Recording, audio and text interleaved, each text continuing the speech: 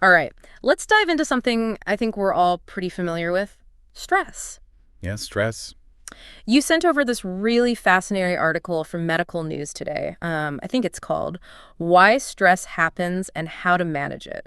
So that's going to be our guide today. Yeah, that was good. We're going to kind of unpack what stress is, how it affects our bodies, and most importantly, I think, give some like real strategies to manage it. Okay. And get this, even good things. Oh, yeah. Like landing your dream job. Right. That can be stressful. Absolutely. So by the end of this, you're going to see stress in a whole new light and hopefully have some tools to deal with it. Yeah, I think that's a good point to start with because I think a lot of people think about stress as like a negative thing. Yeah. But it's actually, something that's like deeply ingrained in us and actually helped our ancestors survive.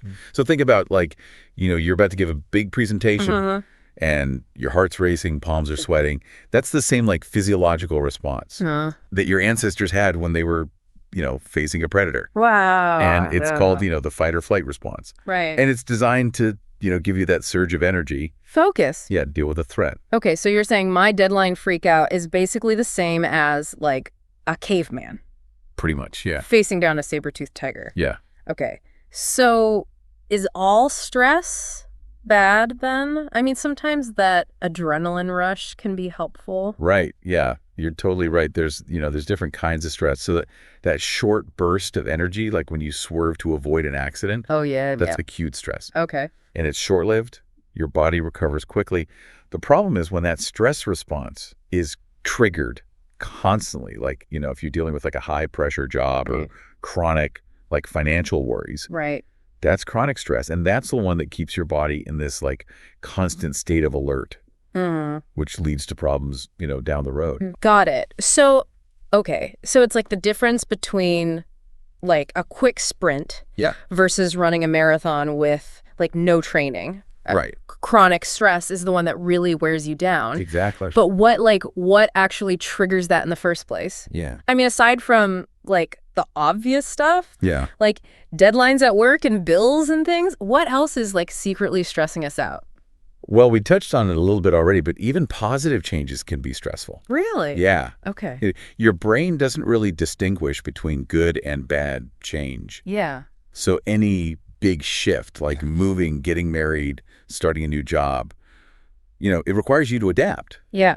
And your brain kind of interprets that as a potential threat, Oh, wow. even if it's, a good thing. That's so interesting. It's like my brain is still hardwired for survival mode. Right. Even when the threat is just, like a really full social calendar. Exactly. Or finally finishing that like renovation project. Yeah. No wonder we're all so tired.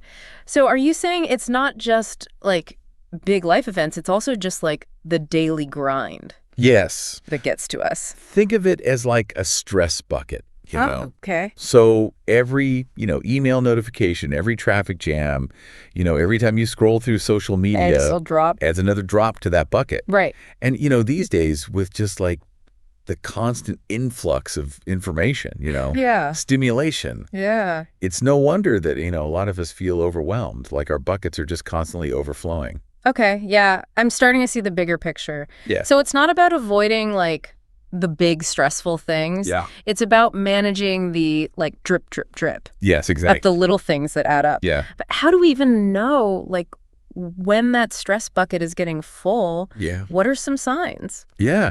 Well, there's the physical symptoms that we talked about, like the racing heart, sweaty palms. But stress also, shows up in more subtle ways. You might notice, changes in your sleep. Okay. Maybe you're sleeping too much or not enough. Right. Or you're more irritable, Yeah. or you're having trouble focusing. Or maybe you find yourself craving sugary or fatty foods. Wait, are you saying my late night ice cream binges? It's possible. It could be stress related. Yeah. It's definitely possible. Stress can throw off your hormones Okay. and, make you want those comfort foods. Oh, man. It's important to pay attention to those subtle signs and make sure you're taking care of yourself. Okay, so I'm realizing stress is a lot more complex than I thought it was. Yeah. But I'm also starting to feel a little stressed just thinking about all the potential stressors in my life. Yeah. So, like, what can we do about it? Well, that's what we'll talk about in the next part. Okay. But the good news is that even small changes can make a big difference. Okay, good. I can't wait to hear more. Welcome back. I am ready to learn how to tackle this stress monster. Yeah. We were talking about in part one, we really dug into like what it is and what triggers it. Yeah. But now I need some practical advice. What can I actually do to manage this thing? So there's no like one-size-fits-all solution. Right. But the Medical News Today article that you sent over Uh-huh. actually highlights some really powerful strategies. Okay. And one of the most effective, Yeah. and I think often overlooked, is exercise.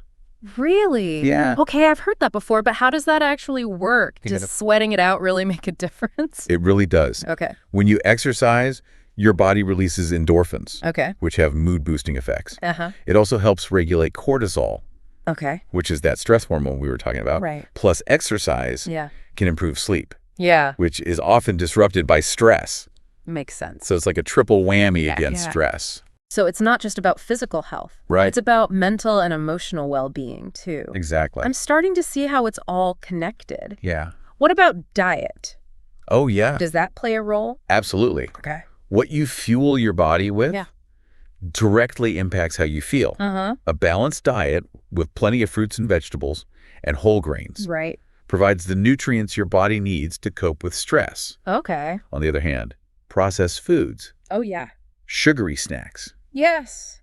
excessive caffeine can actually exacerbate stress and anxiety. Really? Yeah, they can lead to energy crashes, Right. mood swings, even disrupt your sleep. Okay. I'm definitely guilty of the sugary snacks when I'm stressed. Yeah. So exercise, healthy eating are key. But let's be real, sometimes you just need a little extra help. Sure. What about like relaxation techniques? Yeah. Do those actually work? They absolutely can. Okay. And they don't have to be complicated. Mm. Something as simple as taking a few deep breaths when you feel overwhelmed can make a huge difference. I know it sounds so simple, Yeah. but sometimes I literally forget to breathe. Yeah. Are there other techniques like that that are easy to, work into a busy day? Definitely. Mindfulness meditation is another great tool. Okay. It's about paying attention to the present moment without judgment. Uh-huh. It's like hitting the pause button on your racing thoughts Right. and just observing your breath, your body, and your surroundings. Okay. There are tons of apps and online resources that can guide you through mindfulness exercises, Okay. even if you only have a few minutes. I've heard a lot about mindfulness, but I've always been kind of intimidated to try it. Yeah. I don't know if I can just clear my mind like that. That's a common misconception. Okay. Mindfulness isn't about emptying your mind. Right. It's about noticing your thoughts and feelings without getting carried away by them. Okay. So it's like watching clouds drift by. You acknowledge them, but you don't try to grab onto them Right. or push them away. That's a good analogy. Yeah. So it's more about observing my thoughts rather than fighting them. Exactly. Okay. Yeah. I can see how that would be helpful in Yeah. those stressful situations. Right. Are there any other techniques like that that can help us calm down when we're feeling overwhelmed? Sometimes the simplest things are the most effective. Okay. Just taking a break Yeah. from whatever is stressing you out Uh-huh. can make a big difference. Okay. Step away from your desk, go for a walk outside, listen to some music, Right. anything that helps you shift your focus Oh. and relax for a few minutes. Sometimes I get so caught up in the to-do list All right. that I Yeah. forget to do that. Yeah, It's like I'm on a hamster wheel and I can't get off. exactly. And that's a recipe for burnout. Yeah. So it's crucial to prioritize self-care, Oh. even if it's just for a few minutes each day. What are some things that you enjoy doing that help you relax and recharge? Well, I love reading a good book, taking a long bath, Yeah. spending time with my dog. Uh-huh. But honestly, it feels like those things are always at the bottom of the to-do list. And that's where we need to shift our thinking. Okay. Self-care isn't a luxury, it's a necessity. Right. Think of it as a vital part of your stress management plan. Okay. Just like you schedule time for work Yeah. and other obligations, Uh-huh.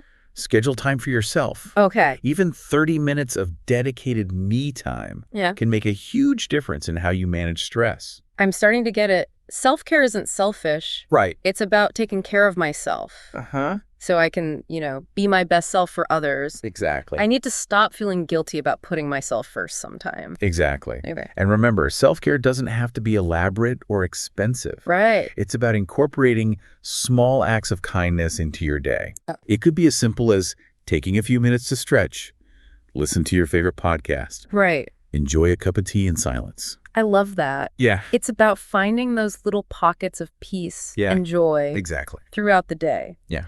So we've talked about exercise, diet, relaxation techniques, and self-care. Mm-hmm. Is there anything else we can do to kind of boost our stress resilience? One of those powerful things you can do is nurture your social connections. Okay. Talking to friends and family, spending time with loved ones, Right. or even joining a group or a club Yeah. can provide a sense of belonging and support, Uh-huh. which can be incredibly helpful when you're feeling stressed. I can definitely relate to that. Sometimes just like venting to a friend Yeah. or sharing my worries with someone I love can just make a world of difference. Yeah. It's like they help me carry the burden even if they can't solve the problem. Exactly. And knowing that you have people you can rely on Yeah. can help you feel less alone in your struggles. Absolutely. It's like having a safety net to catch you when you fall. I love that analogy. Yeah. So it's not just what we do for ourselves. Right. It's also about reaching out to others Yes. and building those supportive connections. Exactly. I love that. It makes me feel a lot less alone Yeah. in this whole stress management journey. And remember, if you're feeling overwhelmed Yeah. or like you're struggling to cope, Right. there's no shame in seeking professional help. Okay. Therapists and counselors are trained to provide support and guidance, Mm-hmm. and they can help you develop personalized strategies for managing stress. That's so important. It's okay to ask for help.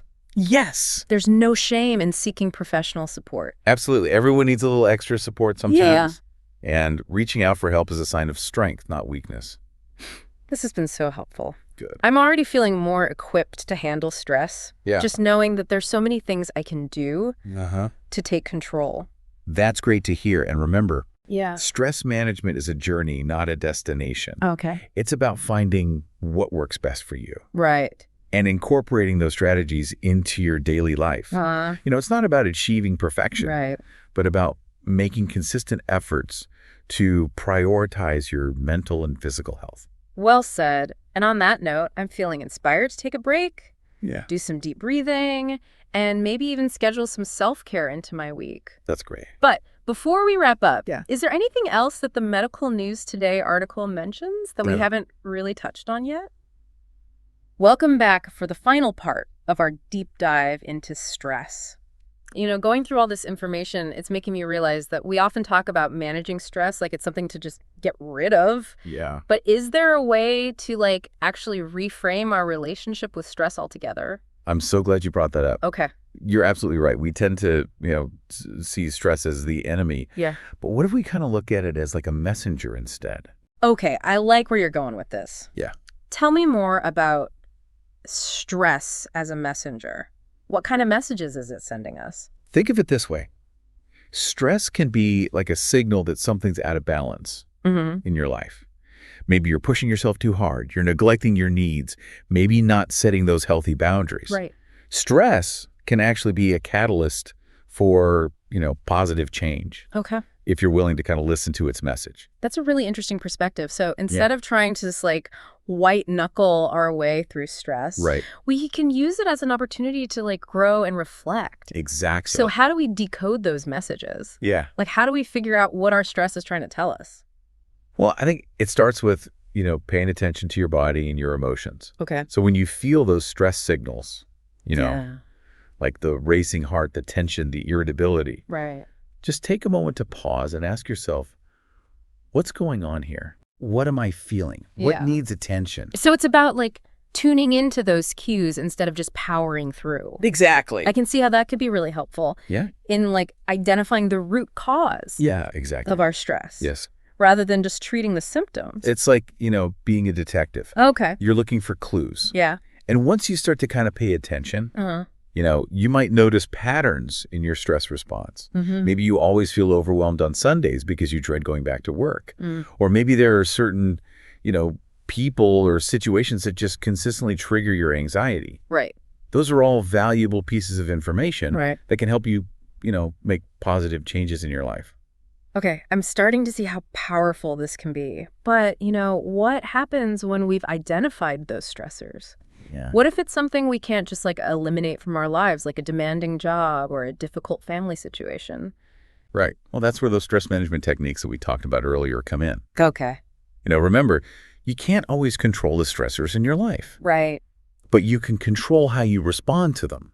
Okay. So by, building up your resilience toolkit, you can navigate those challenges with more, grace and ease. So it's about equipping ourselves with the tools and strategies Exactly. to handle it effectively, even when we can't avoid it. Exactly. I love that. It feels so much more empowering than just feeling like a victim of my circumstances. And, remember, building resilience is an ongoing process. Yeah. It's not about achieving some perfect state of zen. Right. It's about making consistent efforts to prioritize your well-being, even in the midst of challenges. It's like we're building up our mental and emotional muscles. Exactly. So we can kind of handle whatever life throws at us. I'm curious, is there anything else in the Medical News Today article that it mentions about building resilience? One thing they emphasize is the importance of sleep. Okay. When we're sleep deprived, Yeah. we're much more vulnerable to stress. Right. Our bodies produce more cortisol, which can make us, feel anxious and overwhelmed. I've definitely noticed that, when I'm running on fumes, Right. even the little things feel like huge stressors. Exactly. So prioritizing sleep is crucial, Yeah, especially when we're feeling overwhelmed. absolutely. Aim for 7 to 8 hours of quality sleep each night. Okay. And don't underestimate the power of a relaxing bedtime routine. Yeah. So, unplug from screens at least an hour before bed. Right.